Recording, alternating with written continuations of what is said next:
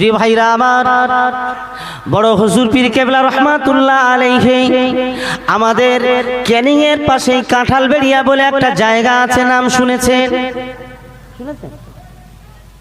হাতটা ধুয়ে গেলে 8:30 ওখানে যায়, সব ডাক্তার আছে অনেক, যাবেন। তো ওখানে ওয়াজ করতে এসেছেন বড় হুজুর পীর কেবলা রহমাতুল্লাহ আলাইহি। কাইয়ুমুজ্জামান বড় হুজুর পীর কেবলা রহমাতুল্লাহ আলাইহি ওয়াজ করবেন। হুজুর আমার ওয়াজ করতে যখন উঠেছেন, যিনি মাইক লাগিয়েছেন বাবা, মাইক জানার নাম আমি বলে দিচ্ছি, আজও তিনি বেঁচে আছেন, হক সাহেব বলে নাম। ঠিক আপনি কাঁঠালবেড়িয়ায় জিজ্ঞাসা করলে লোকটাকে সবাই দেখিয়ে দেবে হক সাহেব বলে ওই ব্যক্তির নাম। ওই ব্যক্তি করেছেন কি, তিনি হুজুরের ওয়াজ তোলার জন্যে, হুজুরের ওয়াজ রেকর্ড করার জন্যে তিনি একটি টেপ রেকর্ড এনেছেন। ওই টেপ রেকর্ডে তিনি হুজুরের ওয়াজ রেকর্ড করবেন। আল্লাহর ওলি মুজাদ্দিদুজ্জামানের বড় সাহেবজাদা আমার আপনার পীর বড় হুজুর পীর কেবলা কাইয়ুমুজ্জামান হুজুর বলে দিলেন, বাবারা বাবারা বাবারা বাবারা, তোমরা কেউ যেন আমার রেকর্ড করো না বাবা, আমি আব্দুল হাই, আমার রেকর্ড কেউ করবে না বাবা। যখন এই ওয়াজ তিনি করে দিয়েছে, কিন্তু রেকর্ড করা মানুষগুলো তা শুনলো না। হক সাহেবের মুখ থেকে আমার শোনা, আমার সম্পর্কে চাচা বলছেন, বাবা হুজুর বলেছেন ঠিক কথা, কিন্তু আমরা পিছন দিক দিয়ে মাইকের কাছে লুকিয়ে লুকিয়ে রেকর্ড করার জন্য টেপ চালু করে দেওয়া হয়েছে, নতুন ক্যাসেট লাগানো হয়েছে, ফিতেওয়ালা ক্যাসেট। টেপ রেকর্ডে রেকর্ড হবে 2 ঘন্টা, 2.5 ঘন্টা, 3 ঘন্টা হুজুর ওয়াজ নসিহত করেছেন। আমরা রেকর্ড একটা শেষ হলে আর একটা ফিতে চাপিয়ে দেওয়া হয়েছে, কিন্তু সব শেষ হয়ে গেল, হুজুরের ওয়াজ হয়ে গেল, দোয়া হয়ে গেল, টেপ রেকর্ডে 1 মিনিটের ওয়াজ পাওয়া গেল না। 1 মিনিটের ওয়াজ উঠি। এই নওজওয়ানেরা, সোনার মানিকেরা, এ মুসলমানের ছেলেরা, শুনে রাখো, কাইয়ুমুজ্জামান বড় হুজুর পীর কেবলা রহমাতুল্লাহ আলাইহি হুজুর চলে গিয়েছেন। টেপ রেকর্ড যিনি করতে এসেছিলেন করেছেন হক সাহেব বলেন, আমার 1 বিন্দু রেকর্ড হলো না, অবাক হয়ে গেলাম, আমি অবাক হয়ে গেলাম, কেন রেকর্ড হলো না? বাড়ি এসে পরীক্ষা করে দেখছি, আমরা যেমন করে রেকর্ড চেপেছিলাম অন্য রেকর্ড আবার চাপলাম, দেখলাম রেকর্ড হচ্ছে। জোরে বলুন সুবহানাল্লাহ। আল্লাহর ওলিদের জবান, আল্লাহ বললেন ওটা আমার জবান, জোরে বলা যাবে না। আল্লাহর ওলিরা যা বলেন আল্লাহ সেটা বলিয়ে নেন, আল্লাহ পাক রব্বুল আলামিন কবুল করে নেন, বলা যাবে না সুবহানাল্লাহ। আচ্ছা, টেপ রেকর্ডে কি ভিডিও হয়? হয় না। তো হুজুর কেন রেকর্ড করতে মানা করলেন? মানুষ তো বাড়ি নিয়ে গিয়ে ওয়াজ শুনবে, ঠিক না? আমার প্রশ্ন, ওখানে তো ভিডিও হয় না, রেকর্ড মানা করলেন কেন? আমি এখানে আমি নিজেকে আমি নিজের জায়গায় রেখে এটাকে আমি ভেবেছি, খুব ভাবে আমি ভেবেছি আল্লাহর ওলি কেন মানা করেছিলেন।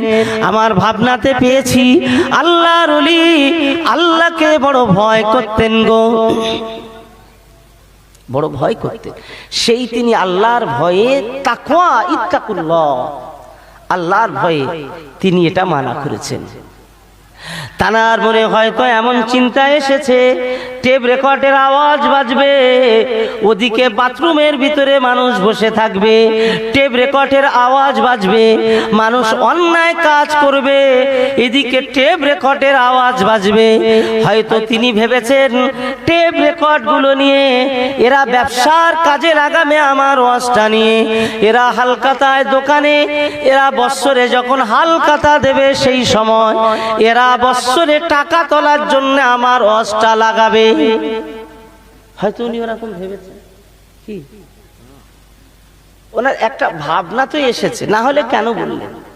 কিন্তু আমি ভাবলাম হয়তো এমনই ভেবেছে, না হলে কেন মানা করলেন? আর আপনি বলুন, ইসলামটাকে নিয়ে ব্যবসার কাজে লাগানো যায়? তো টাকা তোলার জন্য তুমি ওয়াজ চালু করে দিয়েছো, ওয়াজ চলছে, হালকাতাতে ওয়াজ চলছে সুন্দর। তো হিন্দু, মুসলিম, খ্রিস্টান, জৈন, বৌদ্ধ বিভিন্ন ভাবে মানুষ থাকে। রাস্তায় বাজারে যা হয়, সেই বাজারে এক পরিবেশ তো থাকে না। সেই বাজারে হরজাই পরিবেশের ভিতরে এই কোরআন আর হাদিসের ফুলঝুরি ছোটানো, মাইকে চলা, এটা কি তাকওয়া পন্থী না তাকওয়ার পরিপন্থী? তাকওয়ার পন্থী না, পরিপন্থী। মনে রাখতে হবে। সেজন্যই ভিডিও এর মাধ্যমে, ভিডিওটাকে যদি আপনি স্ক্রিনশট করে যদি আপনি ওখান থেকে ফটো বার করার চেষ্টা করেন, বার করা যাবে? যাবে না? যাবে না? বার করা যাবে। ভিডিও করার ভিতরে যেমন খারাপই আছে, ভিডিও করার মধ্যে আবার মঙ্গল আছে, ভালো আছে। হাজার হাজার ছেলেরা গান নিয়ে বসে থাকতো, হাজার হাজার ছেলেরা মোবাইলে গান শুনতো। আল্লাহ পাকের দয়া মেহেরবানি, সুন্দর সুন্দর আমাদের আলোচনাগুলো যখন ইউটিউব জগতে চলে আসলো, হাজার হাজার আমাদের সমাজের, আমাদের ঘরের ছেলেরা তারা গান ছেড়ে দিয়ে ওয়াজ নসিহতে তারা সময় দেয়। বলুন সুবহানাল্লাহ। শোনে না? শোনে না? মিথ্যা কথা বলছি আমি? তাহলে ও ইউটিউবে ওয়াজ শুনছে, লাভ হচ্ছে না লস? কাজ যখন করছিল, জরির কাজ, দিল্লি বোম্বাইতে যারা থাকে গিয়ে দেখেছেন কোনোদিন?